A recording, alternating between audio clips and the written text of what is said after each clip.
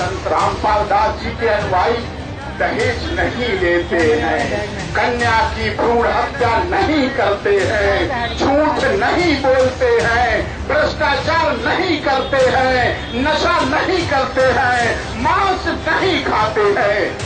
ये सब नाक करना, बुराइयों को छोड़ना क्या देशद्रोह है? ऐसे संत पर आप देशद्रोह लगाते हैं, शर्म आनी चाहिए, चुल्लू भर पानी में डूब मरना चाहिए।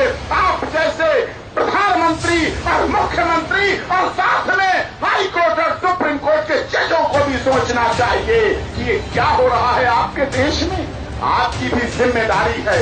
हिसार कोर्ट के जज तो बहुत छोटी सी चीज है, लेकिन बड़े बड़े पद इसलिए दिए गए हैं, बड़ी बड़ी अदालतें, बड़ी बड़ी कोठियां, बड़ी बड़ी सुविधाएं इसलिए दी गई है कि हमारे देश की जनता के साथ कहीं अन्याय न हो जाए। संत रामपाल जी महाराज ने एक स्वच्छ समाज का निर्माण किया है। संत रामपाल जी महाराज के ऊपर झूठे केस लगाए। आप एक बात सोचिए, मैं ये कहना चाहती हूँ कि क्या हमारा भक्ति करने का कोई अधिकार नहीं है? और हमारे भगत भाइयों को इतना पीटा गया, गुरुजी के लड़के को भी, और ऐसा सताया गया, उल्टा लटका दिया गया। उनकी हम लोगों को तो मतलब पीटते थे, बीड़ी शराब के कैदियों के बीच में बंद कर दिया गया, जहाँ की बहुत ज्यादा दुख था। गाली भी कैदी भी मारा करते थे, लेकिन हम सह लेते थे।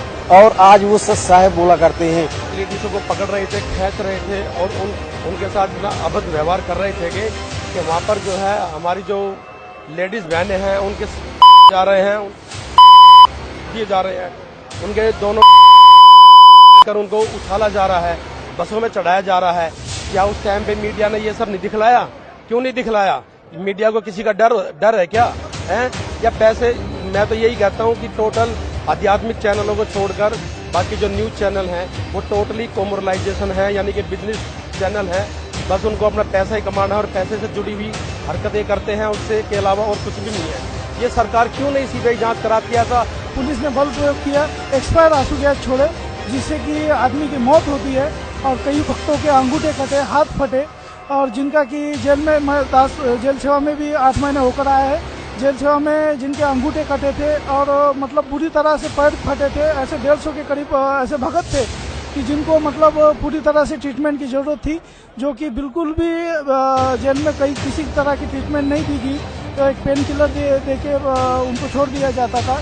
और जो डॉक्टर जो है वो कहते थे कि ये आश्रम वाले, डेरे वाले, इनको कोई मतलब ध्यान देने की कोई जरूरत नहीं है। इस तरह से हमारे साथ व्यवहार किया गया जेल में, और जेल में पीटने का आदेश नहीं होता, हमको घेर घेर के पीटा गया है, बुरी तरह से हमको पीटा गया है। कई भक्तों ने मतलब कपड़े गंदे कर दिए थे, लैट्रिन कर दिए थी, इस तरीके से पीटा गया है। हमारे पैसे छीन लिए गए, और जो दैया था जो 1.5 महीना शुरुआत में था उसने बहुत बुरा हाल कर रखा था। जो कैदी हमारे पीछे जो कैदी थे वो भी बोलते हैं उस तरह का शैतान कोई होके नहीं गया है। और मतलब सब में एक आश्चर्य का विषय ये था कि हरियाणा में जो है ना, मतलब बच्चा दूध छूटते ही बीड़ी पर लग जाता है, और हम जो 944 भगत थे इनमें से कोई बीड़ी नहीं पीता था। ये जो जेल में चर्चा का विषय था। तो इस कारण जो है मतलब हमारा व्यवहार देख के उन कैदियों में भी काफ़ी सुधार आ गया है, सब्सक्राइब करते हैं, और जो है मतलब कई कैदी जो है भगत बन गए हैं। कई पुलिस वाले जिन्होंने हमें पहले दिन पीटा था, गुरुजियों को गाली दिलाई थी, वही सब्सक्राइब करते हैं, और वही उन्होंने भी नाम दीक्षा ले रखी है। तो जेल से सुधार हुआ है। जो मालिक जो है जेल से सुधार सकते हैं, जेल को सुधार सकते हैं, तो आप लोगों को क्यों नहीं सुधार सकते?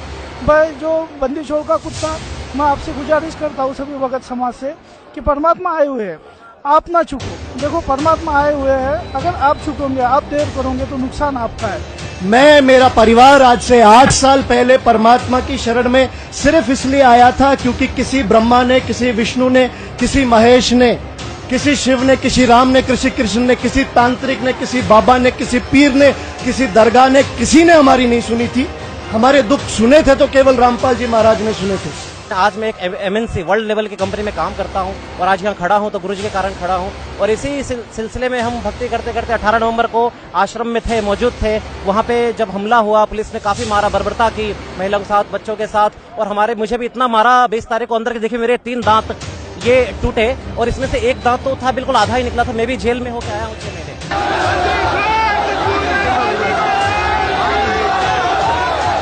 एक्सीडेंट हो गई?